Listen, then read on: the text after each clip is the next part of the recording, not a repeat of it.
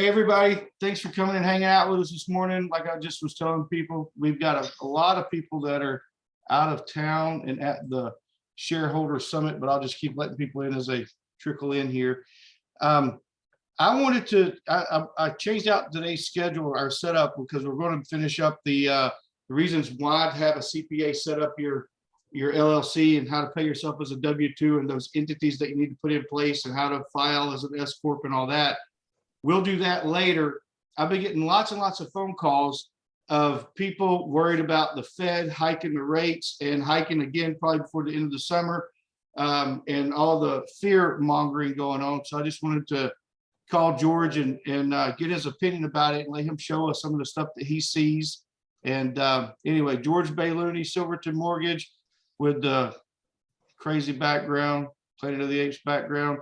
Take it away, man. Tell me what you think, what it really means, because I see agents all over Facebook talking about market's going to crash, market's coming down, market's this, market's that. We're going to talk about data in a minute. I'm going to share some data points and how you guys can go about finding the data for yourself and for your exact market. But hit it, George. Tell us what you got. All right, guys. Good to see everyone. What I have on the screen right here is what's called the mortgage-backed security candlestick chart. So it shows what interest rates do. This number over here, I hope you guys can see it. So like right here, I got my pointer at 104. So that's 104. So 100's par, 101 is 100 basis points, 200 basis points, 300, 400.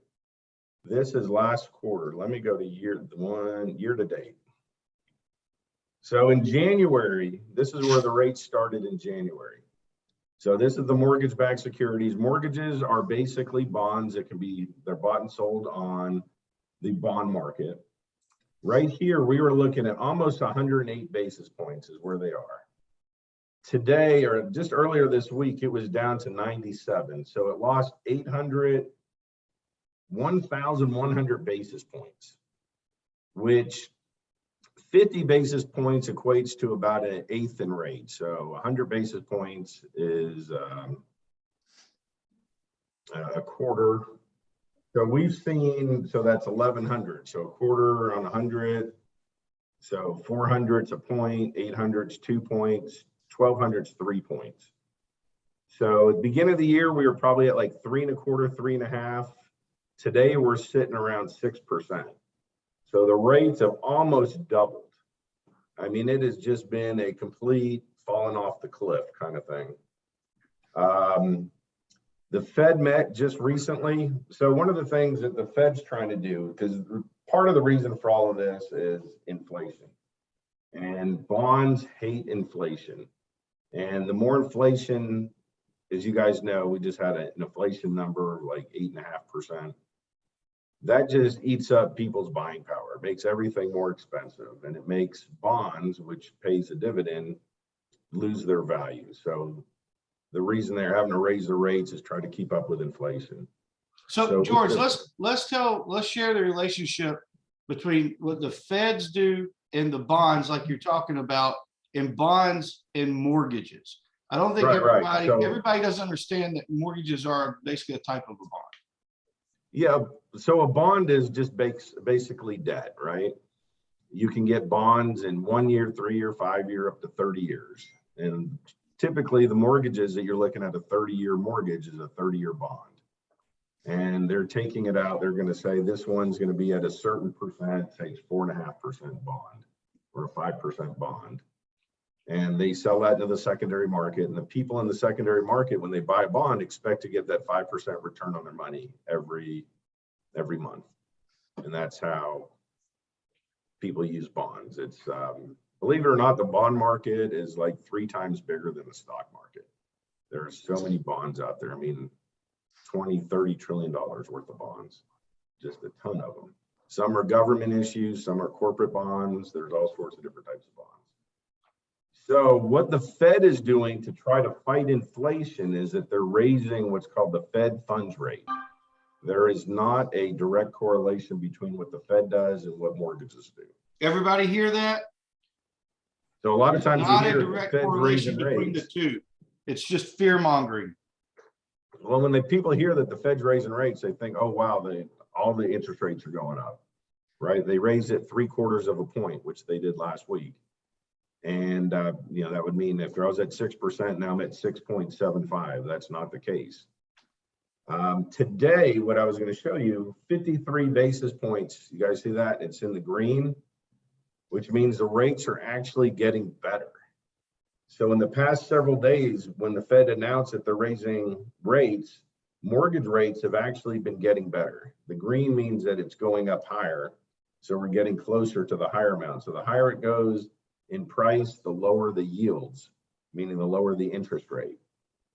So by the Fed raising rates, what they're trying to do is slow down the economy, potentially, hopefully not put us into a recession, but potentially put us into a recession where people are spending less money. And if they spend less money, there'll be less demand, which will slow down the price increases. Right now, there's too much money in the market, and people can bid on everything and run up the prices. And that's what we're seeing on literally everything from, housing supplies to gas to food. So that was their first, this was June that they raised it 75 basis points. July, the Fed meets again. They meet 10 times a year. Next month, they've already anticipated that they're going to raise the federal funds rate again, 0.75. So they're going very, very aggressively after inflation to really try to slow it down. Last year, if you guys remember, they kept talking about inflation. This is just transitory. This is just due to COVID. This is just due to this, supply chains. Now they're saying, all right, no longer is it transitory. It's truly here. And inflation is really, really bad. I mean, it's one of those things, if you don't get a hold of it, it can wipe out everyone's wealth. Things keep going up 10, 15% every year. I mean, before long, making $100 an hour will seem like nothing. It'll be like minimum wage. So they have to really get it under control. So that's what that's all about. Like I said, just recently, these are charts we look at every day. This is a 1-year view. It makes more sense to look at like a 90-day view. Things have started to flatten out a little bit. We had a little bit of a downturn at the beginning of June. This is when they first announced that the CPI came out with the inflation number that was so high. Literally, people crap their pants. I mean, it was one of the worst days we've seen in the bond market. The rates probably jumped almost a point just in one or 2 days, which is unheard of. Even what we've seen since January to June is probably the fastest interest rates have ever risen. I was talking, this was back in May. They said if you bought a house last year in May to this year in May, just due to price appreciation, which partially inflation, and interest rates going up, someone would be paying 40% more for that exact same house. You guys can go into Strategy Real Estate Partners and watch a video that we did about what it cost to buy, I believe it was a $400,000 or $500,000 home, exactly the numbers in a spreadsheet of what it cost if you waited 6 months. I think we did that in February or March. So the cost of waiting 6 months for that was about, I think it was $729 or something in the payment. So it was substantial, the cost of waiting. So yeah, I mean, it's just crazy. So I mean, a month later, from 40% it's out to like 50% more, which is just insane. So anyways, they announced inflation, say January 9th. The Fed was planning on only raising interest rates a 0.5 point. They all sort of got forced to go up to 75. The markets liked it since then, so we're seeing better rates as a result. So the mortgage market's in really, really good shape. The amount of homes that are under, they look at how many homes with negative equity. It's very, very few. It's under 1 million now. I think it's like 300,000 or 400,000. Okay, let me add something there too. So you guys know you have access to Remind. Most of you have access to Remind. You can go in or whatever your MLS is, you've got same access to the tax records. We were playing in Remind the other day and we pulled like, I don't know, 11,000 properties and just getting a big chunk out of the market to look as a big sample. Over 50% of the properties, these are in Cherokee County, over 50% of them had more than 50% equity. That's crazy.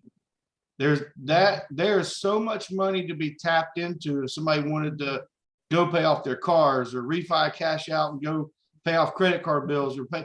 So it's not recession proof. They're going to put us in a tailspin. They're going to put us in a recession. That's what the government is doing. But the people that feel that have all this equity, they do have options. They don't have to go selling their houses. They do have options.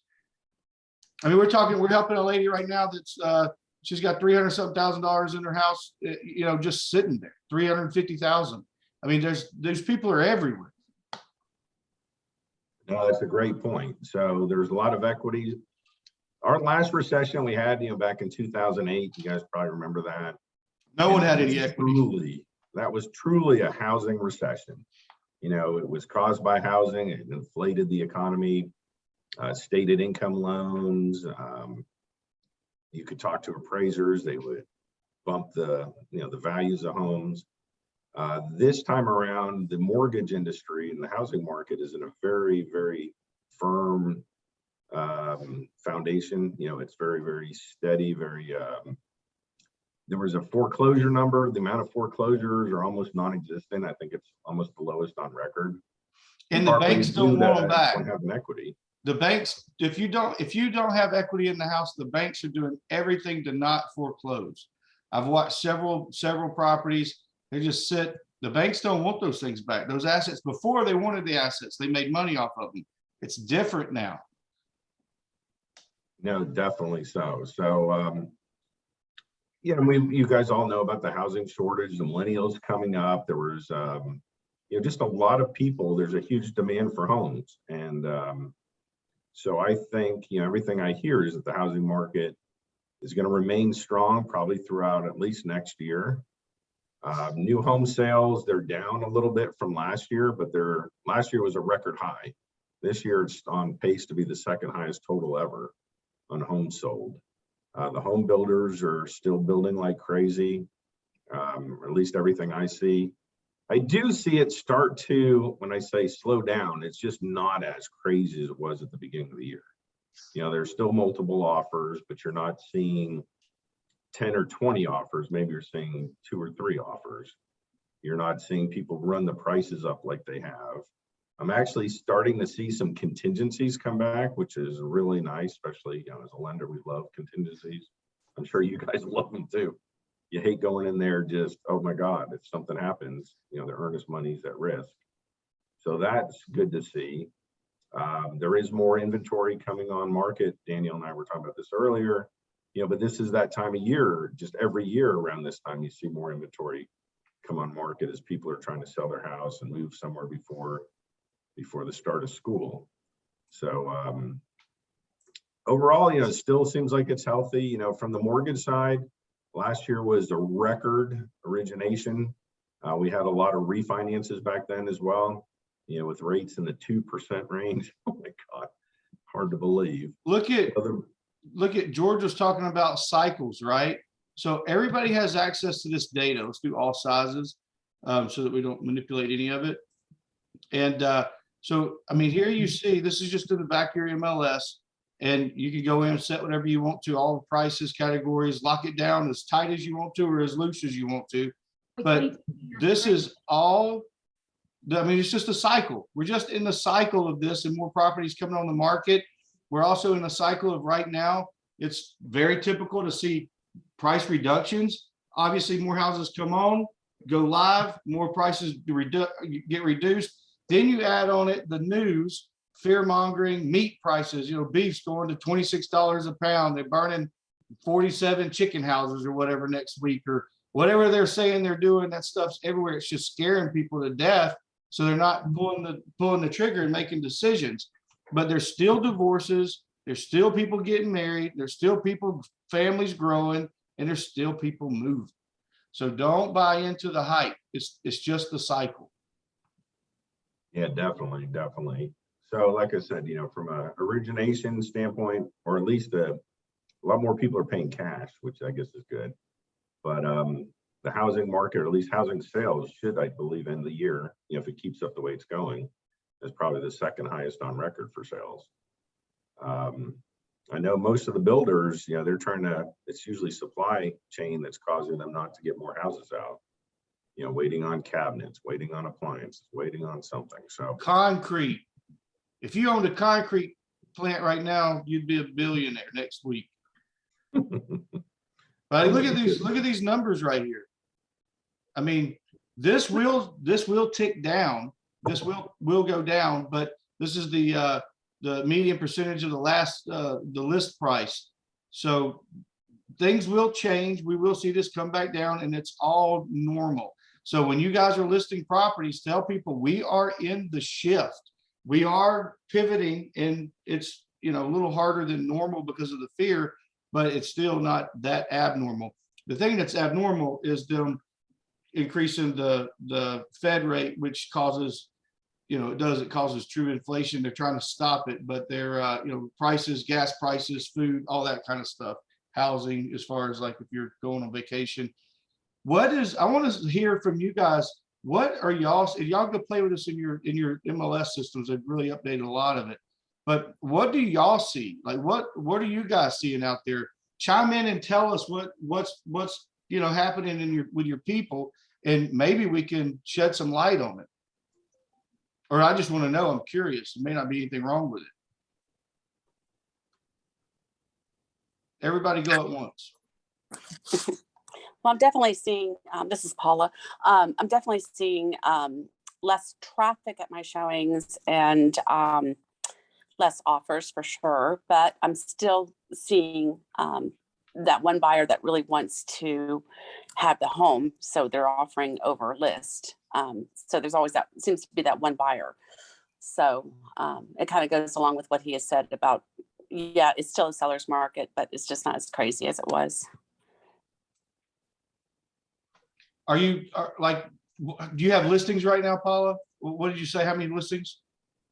So they're all under contract. 4. Yeah. So are you seeing price reductions on the comps of those listings? No, I have not on mine. One's a pocket listing, but I do see that I feel like the appraisers are trying to tighten down a little bit on the appraisals. They're not, they're getting a little bit more strict with it, just in the very few homes that I'm experiencing, but Right. They're still, they're trying, I feel like they're trying to, calm things down a little bit too. I could be wrong with that, but no, I don't see price reductions in the price points that I'm in right now in my area. Gotcha. Who's in a different market? I don't know if anybody on here, I know there's some folks on here like Simona, she's just getting started. She'll be in Jacksonville. Maria's in Miami, but I don't know if Maria's actively, Maria, I don't know if you want to unmute yourself and discuss or not, but I don't know if you're seeing different things in that area. I don't know if it's different there than it is here. I don't even know if she's still there or not. I know I've got a couple of listings and we've had to reduce prices quite a bit, but it was more for, I believe it was more for lack of maintenance on the properties. So it's not really, it doesn't really tie into this right here. Anybody that came in would still have that. Price still rules everything. Maria, you're there? I'm here, Dan. Good morning. So what are you seeing in your market? I still think it's crazy here. I mean, Miami, I don't know if, rentals are through the roof. I think just, everything that he said is correct. However, I mean, I'm on my MLS every day. I do see price reductions have been, there is more price reductions here. Uh-huh. But I think with the amount of people looking for homes from the Northeast, I mean, I'm currently working with 2 buyers from Massachusetts, millennials, up to 3 million. And they've given me their cousins, their aunts, and they're all selling and moving over here. I think there's So- more, I think people have more money in their pocket right now than they've had in a long time. I mean, I completely Yeah. agree with, I mean, I think they have more access to it than they've had in a long time. It's not just, $100 is worth $50 now because of inflation. $100 might be worth $80 now because of inflation, but they still have the $80 that they didn't have 5-6 years ago. Correct. I mean, I think there'll always be buyers. I think they try to scare us, with that, with the inflation and the interest rates. But, my parents bought houses with 15% back in the 80s.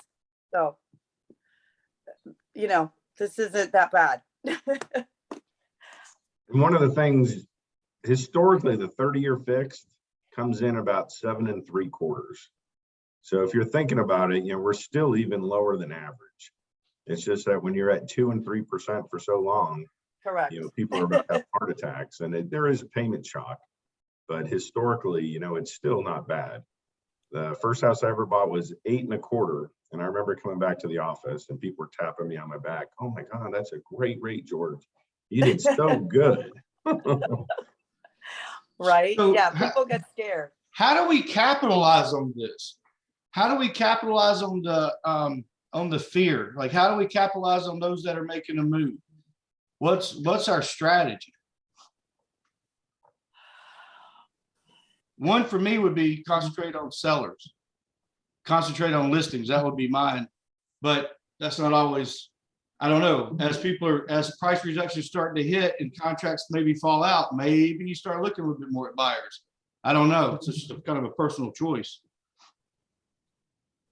Hey, Daniel. Hey, Yeah, I think you're right, because I think one thing you can concentrate is on sellers and the fact that we're in a transition market and they may see price decreases. And if they want to max out what they're getting on their house, now's the time to put their house on the market. If they're thinking of making a move, they need to do it now.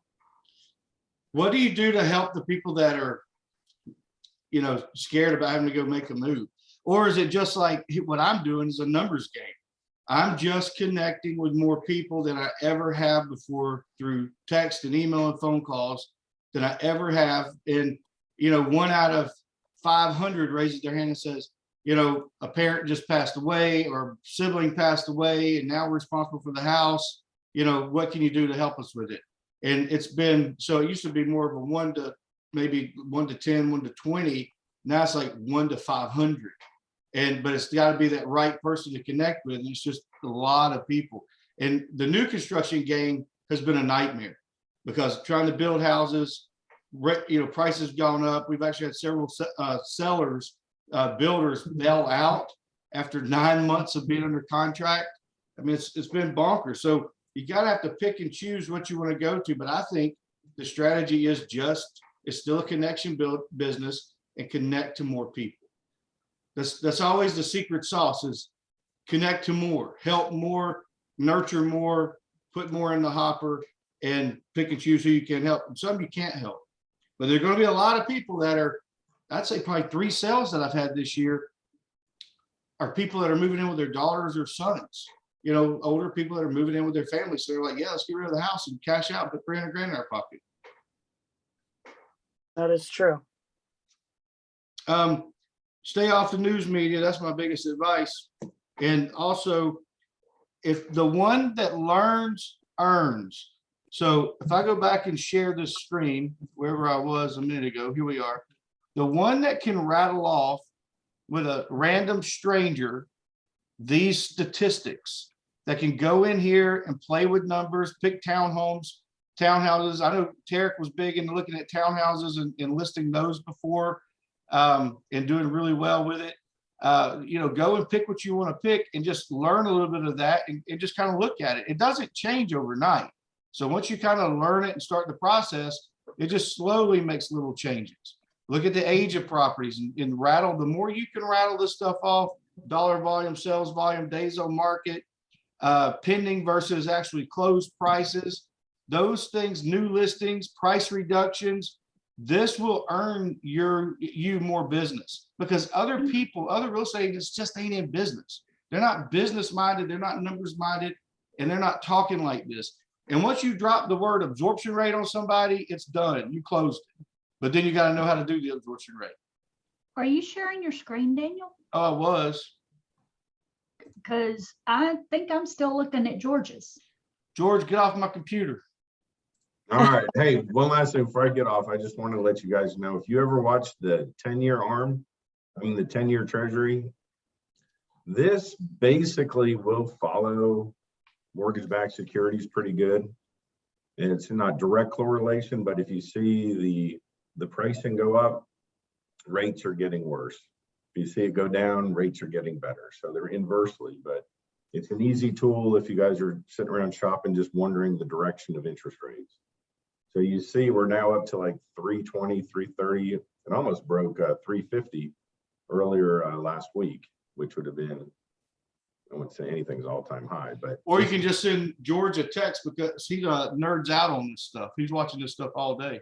Here's what it's done since January. You just see a direct climb. So that's almost. Am I still on your screen or what? Yes. All right, I'm unsharing. Let me stop sharing. I thought you were about to show There it something. is. All right, so y'all see my stuff now? Yes. Okay, good. Well, that's what I was talking about, cycles. We're professionals at this. We're professional home sales people, not Zoom runners. But anyway, dollar value, pending sales, price per square foot. You guys rattle it. I mean, it's right here in front of you. Days on market. I don't even know, show per listing. I don't even know. I didn't even know they had something like that.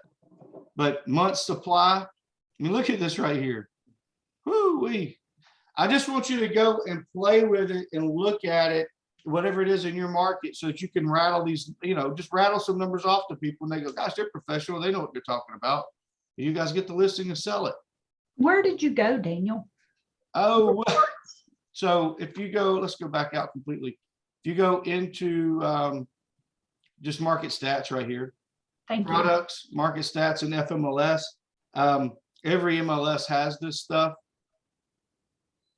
Got it. This is all new. I mean, this is like all redone and got a new look, but it's still the same information. It's been there for years and years.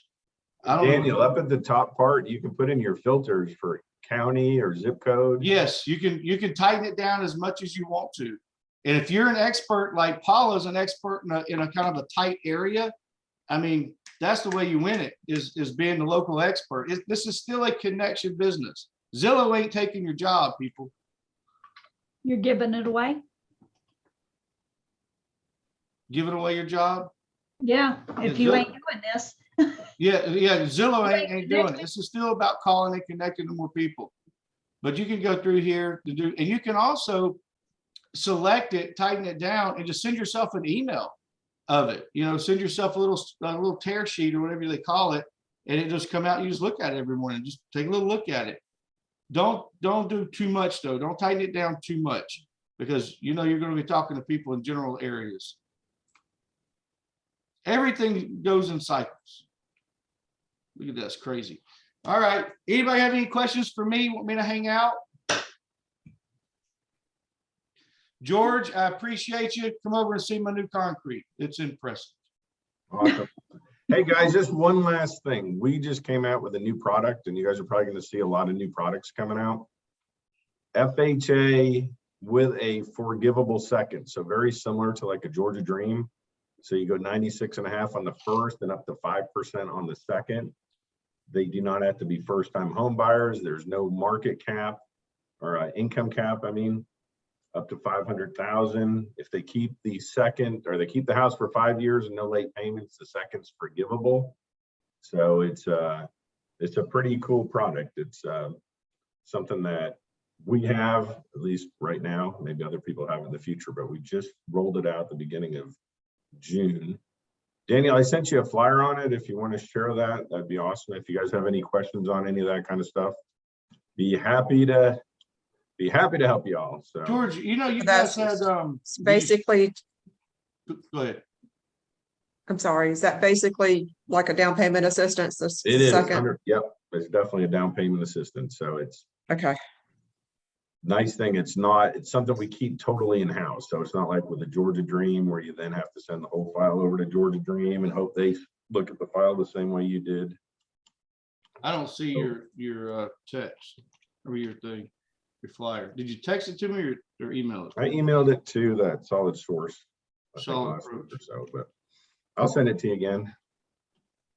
George, I've got a quick question. I was mentioned, or I you got were it. mentioned in maybe doing new construction? Yeah, absolutely. So we have a construction perm loan. So you can have just raw land, you can buy the land with the loan. Or you can, it could be a rehab, it could be a total tear down, it could be a partial tear down, whatever you want to do. But it's a one-time closing, which makes it nice. You lock in your rate when you close. That's the rate you'll have through the entire process. When you go to modify it, so there's just a modification when you go from the construction piece to the permanent. And when that happens, you have a one-time chance to float it down. So if you lock in the higher rates that are out there today, when it does modify, you'll be, potentially you could really drop the rate if rates get better here in the future. But Okay, yeah, so yeah. it's brand new construction, or it's even rehab. So if somebody's buying a house and it's just not nice, you can use these rehab loans with that as well. So Now, Okay. with the rehab part of this, is this like how extensive of this rehab can it be? Is this like a roof and an HVAC unit? anything Then you tear want. down. Literally, you could tear it down and start over, Woo. or you could just add it in addition. You could add a new roof if you want to do something small. Generally, rehabs, you probably want to do at least $25,000, $30,000 worth of work to do one, because they are a lot more work to do. You got to get the plans and the specs up front, or at least what you're going to do. And there's just a lot more work to it. So if you're just wanting to add carpet, I would suggest buy the house and finance the carpet with a carpet company. You guys know another thing that we've got in this time that we've never really had before is, I don't know how many of these companies are out there, but these will buy you a house company like DV, Home Partners of America. I'm doing 2 deals through them right now. There are so many of these companies that, so if you like look and target, say, divorcing couples, maybe they're not ready to buy another house yet, or maybe they want to lock in their rents. The rental rates on what I've seen only go up like $100 a year. Now it's like $2,500, $3,000 a month rents. They're standard rents, but they only go up like another $100 per month every year. So they have 5 years to close those properties out. So if they have a little bit of a credit issue, or if they're just not sure, or they want to stay for a short time and like until the kid gets out of high school or something, these are programs that we didn't have in the past, where you could just go get a $500,000 house bought for somebody. So, and you still get paid your regular commission on it when it closes, not down the road when they close on it. So if you look at programs like that, and you can help more people like that, you will increase your transactions during this market time when everybody is kind of afraid to pull the trigger, because they pay the rent. They pay a little money up front. They pay the rent. They can get out of those. They can exit out if they meet somebody else, or move, or get a new job, or whatever. And they only qualify one time for these things. So they qualify for it, and then they have 60, 90 days to pull the trigger on buying a house before they get qualified again. So all you have to do is identify the house, and it's not tied to them selling a house or a spouse selling a house or anything else. They have some really lenient programs. I don't know if y'all are doing those or not, but if you want to be in this business, definitely look into those, because they are a great arrow to have in the quiver. All right, what time is it? 10:33. We're 3 minutes over. George, are you looking for something else to share? No, just writing down some emails to send out. So Oh, he's working. Are you working? Come on, man. I'm working. All right. Hey, guys. Thanks, guys. I'm gonna stay on for just a minute. If anybody wants to hang out and ask me any questions, it will not be recorded. So this will be, and then I'm gonna stop it right now. Thanks, George. I'll talk to you in a minute. See you, buddy.